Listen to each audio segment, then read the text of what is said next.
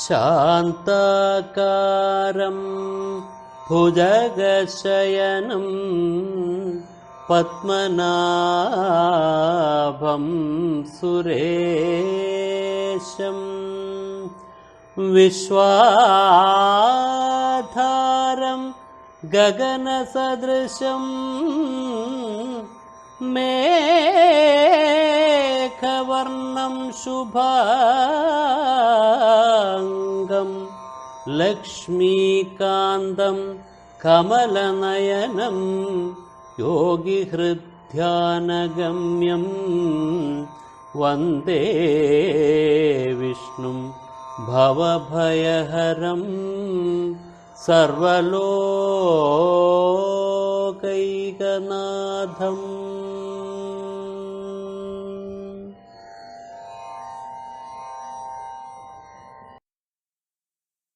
ഒരേ ആള് തന്നെ 3 രൂപത്തിൽ നിൽക്കുന്നു.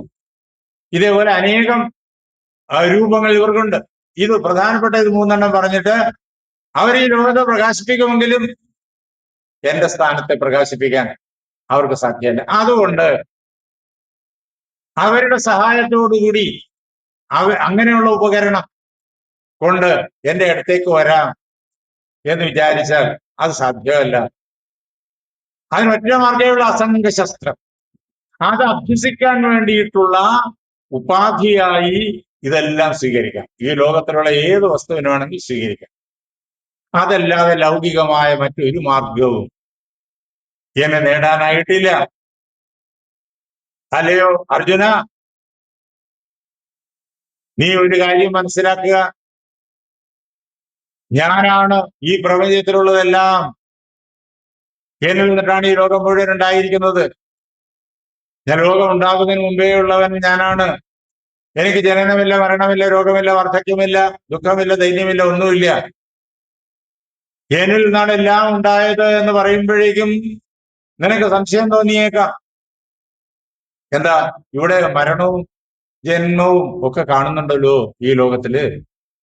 അത് പിന്നെ എങ്ങനെ? ഭഗവാന് ഇത്യാദികളൊന്നും ഇല്ലെങ്കിൽ, ജന്മമരണങ്ങളൊന്നും ഇല്ലെങ്കിൽ മനുഷ്യരും മൃഗങ്ങളും പക്ഷികളും വൃക്ഷങ്ങളും ഒക്കെ ജനിക്കുകയും മരിക്കുകയൊക്കെ ചെയ്യുന്നുണ്ടല്ലോ, അതെങ്ങനെയാണ് എന്ന് ചോദിച്ചേക്കാം. ഇത് അതിനുള്ള മറുപടി കേട്ടുകൊള്ളൂ എന്ന് പറഞ്ഞുകൊണ്ടാണ് 7ാമത്തെ ശ്ലോകം. മമൈവാംശോ ജീവലോകേ ജീവഭൂത സനാതനഃ മനഃഷ്ഠാനീന്ദ്രിയാണി പ്രകൃതിസ്ഥാനി കർഷതി. അല്ലയോ അർജുന, മമൈവ അംശ, എന്റെ തന്നെ അംശമാണ്. ജീവലോകേ, ഈ ജീവലോകത്തിൽ സനാതന ജീവഭൂത, സനാതനമായ ജീവനായി നിലനിൽക്കുന്നത്. എന്നുമുള്ളവൻ, ഈ ജീവൻ എന്നുമുള്ളവനാണ്. ജീവന് ജനനവും ഇല്ല, മരണവും ഇല്ല. സനാതനനാണ്. സനാതനനായിരിക്കുന്ന ജീവനായിരിക്കുന്നത് എന്റെ തന്നെ അംശമാണെന്ന് അറിഞ്ഞുകൊള്ളുക. അതാണ് മമൈവ അംശ, എന്റെ തന്നെ അംശം. ഞാൻ സനാതനനാണ്, ജനിമൃതികൾ എനിക്കില്ല. അതേപോലെ തന്നെ സമസ്ത ജീവരാശിയുടെയും, അതാണ് ജീവലോകേ, ജീവലോകത്തിൽ മനുഷ്യരും മൃഗങ്ങളും പക്ഷികളും വൃക്ഷങ്ങളും പുല്ലും പുഴുവും എല്ലാം അതിൽ വരും, ജീവനുള്ളവ, അവയുടെ ലോകം. അങ്ങനെ ഈ ജീവലോകത്തിലുള്ള എല്ലാവരുടെയും ഉള്ളിൽ ജീവഭൂത, ജീവനായിരിക്കുന്നത് ഞാൻ തന്നെയാണ് എന്നറിഞ്ഞുകൊള്ളണം. അതുകൊണ്ട് തന്നെ ആ ജീവൻ സനാതനനാണ്. പിന്നെ എന്താ മരണം? ഒരു ശരീരത്തിൽ നിന്ന് വേറെ ശരീരത്തിലേക്ക് ഈ ജീവൻ പോകുന്നതാണ്. ജീവന് മരണമില്ല, ജീവൻ മരിക്കുന്നില്ല. ഒരു ശരീരത്തിൽ നിന്നിട്ട് വേറെ ശരീരത്തിലേക്ക് പോകുന്നു. ഈ ലോകത്തിൽ ഇരുന്ന് പ്രവർത്തിക്കാൻ വേണ്ടി, ചിന്തിക്കാൻ വേണ്ടി, ഈ ലോകത്തിലെ സുഖദുഃഖാദികൾ അനുഭവിക്കാൻ വേണ്ടി ജീവൻ സ്വീകരിക്കുന്നതാണ് ഈ ശരീരം. പറ്റിയതായ ശരീരത്തെ, തന്റെ കർമ്മവാസന അനുസരിച്ചിട്ട് യോഗ്യമായിരിക്കുന്ന ശരീരത്തെ ജീവൻ സ്വീകരിക്കുന്നു. അങ്ങനെ അതിനു വേണ്ടിയിട്ട് ഒരു ശരീരത്തിൽ നിന്നിട്ട് വേറെ ശരീരത്തിലേക്ക് പോകേണ്ടി വരും. കാരണം കുറെ കർമ്മവാസനകൾ അനുഭവിക്കാനാണ് ഒരു ശരീരം സ്വീകരിക്കുന്നത്. കർമ്മവാസനകൾ അനന്തമായിട്ട് കിടപ്പുണ്ട് തന്റെ ശേഖരത്തില്. അനേക ജന്മങ്ങളിൽ സമാഹരിച്ച അനന്തകോടി കർമ്മവാസനകൾ. ഓരോ ജന്മത്തിലും അനേക കോടി കർമ്മവാസനകളാണ് പുതുതായിട്ട് സൃഷ്ടിച്ചെടുക്കുന്നത്. അങ്ങനെ എത്രയോ ജന്മങ്ങൾ കഴിഞ്ഞു, അനന്തകോടി കർമ്മവാസനകൾ കിടപ്പുണ്ട്. ഇതെല്ലാം കൂടി അടുത്തൊരു ജന്മം കൊണ്ട് അനുഭവിച്ചു തീർക്കാൻ പറ്റൂല. അപ്പൊ അതിൽ നിന്നിട്ട് ഏതാനും എണ്ണം തെരഞ്ഞെടുക്കും. അങ്ങനെ ആ അനുഭവിക്കാൻ വേണ്ടി തെരഞ്ഞെടുത്ത ആ കർമ്മവാസനകൾക്ക് പ്രാരബ്ധ കർമ്മം എന്ന് പേര്. ആ കർമ്മവാസനകളുടെ ഭണ്ഡാകാരത്തിന് സഞ്ചിത കർമ്മം എന്ന് പേര്. സഞ്ചിത കർമ്മം ഈ സമുദ്രത്തെക്കാളും എത്രയോ, ഓരോരുത്തരുടെയും സഞ്ചിത കർമ്മം ഈ സമുദ്രത്തെക്കാളും എത്രയോ വലുതാണ്. അതിൽ നിന്നിട്ട് ഏതാനും വേണം തെരഞ്ഞെടുത്തു വന്നു. അപ്പോ പ്രാരബ്ധ കർമ്മം അനുഭവിക്കാൻ വേണ്ടി സ്വീകരിച്ചതായ ഈ ശരീരം പഞ്ചീകൃത നിർമ്മിതം, അതിന് അതിൻ്റെതായ വ്യവസ്ഥകളുണ്ട്. അതുകൊണ്ട് അതിൻ്റെതായ കാലവും. അപ്പോ ഈ പ്രാരബ്ധം അനുഭവിച്ചു തീരുമ്പോ ഈ ശരീരം പിന്നെ ആ ജീവനെ സംബന്ധിച്ചിടത്തോളം ഉപയോഗരഹിതമാണ്. അപ്പൊ എന്ത് വേണം? പിന്നെ ഉപയോഗരഹിതമായ പിന്നെ ജീവൻ അവിടെ ഇരിക്കില്ല, അത് വിട്ടുപോകും. ജീവൻ അതിനെ ഉപേക്ഷിക്കും. ശരീരം ജീവനെ ഉപേക്ഷിക്കുകയല്ല, ജീവൻ ശരീരത്തെ ഉപേക്ഷിക്കുക. നേരത്തെ നമ്മൾ കേട്ടല്ലോ, വാസാംസി ജീർണാനി യഥാവിഹായ നവാനി ഗൃഹാതി നരോപരാണി എന്ന്. ജീർണങ്ങളായ വസ്ത്രങ്ങളെ, പഴകിപ്പോയ വസ്ത്രങ്ങളെ, ദ്രവിച്ചു തുടങ്ങിയ വസ്ത്രങ്ങളെ ഉപേക്ഷിച്ചിട്ട് പുതിയ വസ്ത്രങ്ങളെ മനുഷ്യർ സ്വീകരിക്കുന്ന പോലെ കർമ്മ വാസനകൾ അനുഭവിക്കാൻ, പ്രാരബ്ധ കർമ്മങ്ങൾ അനുഭവിക്കാൻ സ്വീകരിച്ച ഈ ശരീരം അതത്രയും അനുഭവിച്ചു കഴിയുമ്പോഴേക്കും പിന്നെ നിരുപയോഗം. അപ്പോ അത് ഈ ജീവനെ സംബന്ധിച്ചിടത്തോളം ജീർണം. ചിലപ്പോ 1 വയസ്സായിരിക്കും, അത്രയൊക്കെയുള്ള കർമ്മവാസനയെ കൊണ്ടുവന്നിട്ടുള്ളൂ. അപ്പൊ അത് വിട്ടിട്ട് പോകും. ചിലപ്പോ 1 നിമിഷമായിരിക്കാം ഈ ഭൂമിയിൽ, അത്രയൊക്കെയുള്ള കർമ്മവാസനയെ ആ ശരീര സ്വീകരണത്തിലുള്ളൂ. അപ്പൊ വിട്ടച്ചു. അപ്പൊ അത് ജീർണമാണ്. ആ ജീവൻ സംബന്ധിച്ചിടത്തോളം ജീർണമാണ്. ചിലപ്പോ അത് 10 വർഷമാവാം, ചിലപ്പോ അത് 100 വർഷമാവാം, ചിലപ്പോ 150 വർഷമാവാം.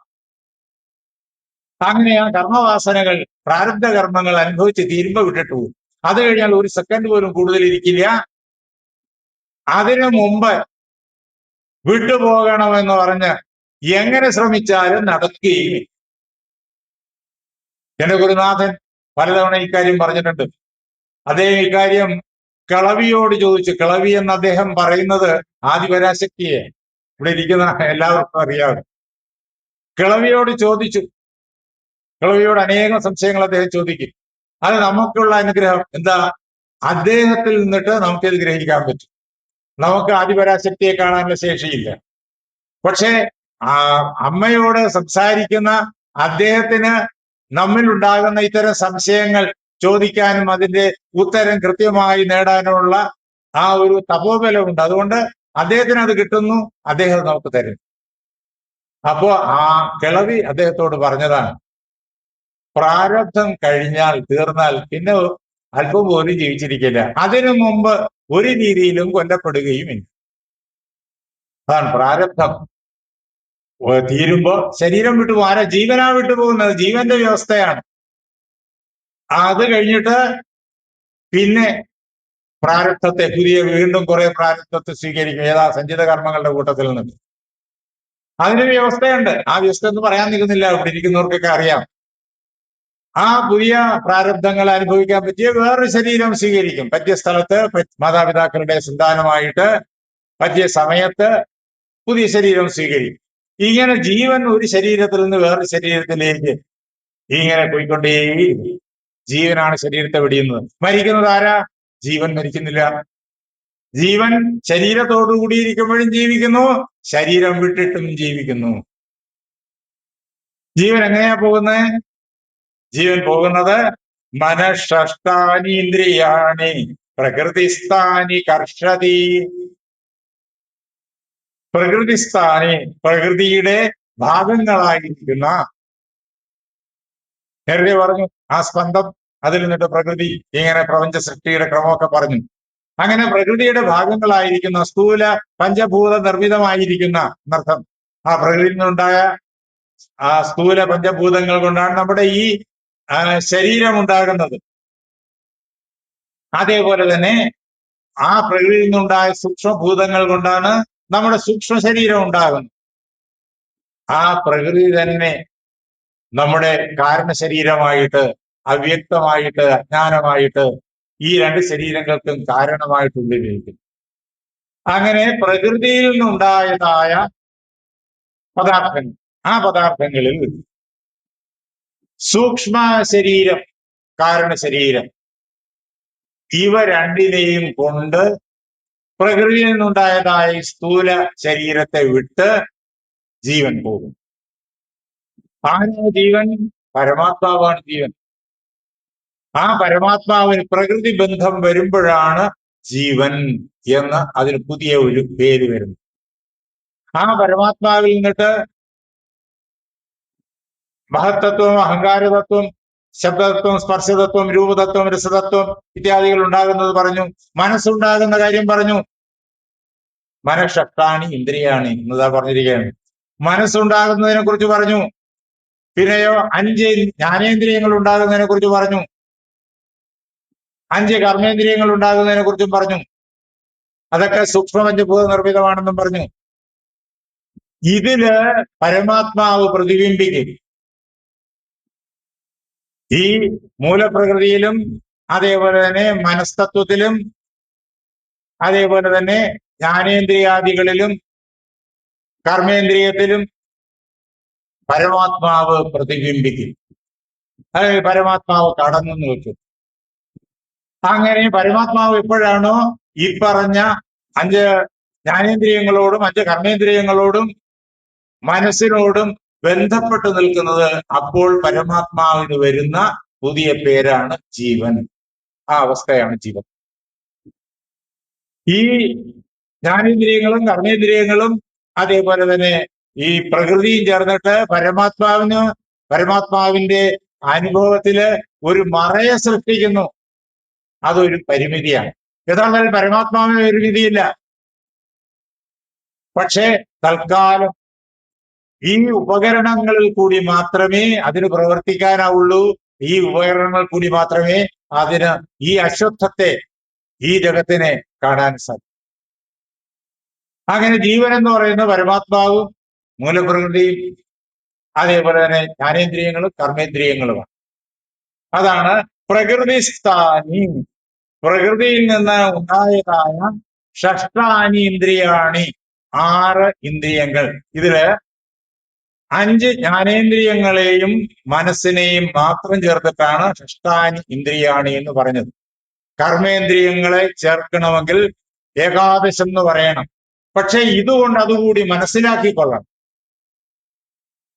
അതിനു വേണ്ടിയിട്ട് ഉള്ള സൂചന നൽകിക്കൊണ്ടാണ് ഷഷ്ടാനി ഇന്ദ്രിയാണി എന്ന് പറയുന്നത്. അപ്പോ മനസ്സ് 5 ജ്ഞാനേന്ദ്രിയങ്ങൾ, അതോടൊപ്പം 5 കർമ്മേന്ദ്രിയങ്ങൾ. അത് വാക്കുകൊണ്ട് പറഞ്ഞിട്ടില്ല, അത് മനസ്സുകൊണ്ട് നമ്മൾ ചിന്തിച്ച് അറിയേണ്ടതാണ്. എന്തുകൊണ്ടെന്നാൽ അതും സൂക്ഷ്മ ശരീരത്തിന്റെ ഭാഗം.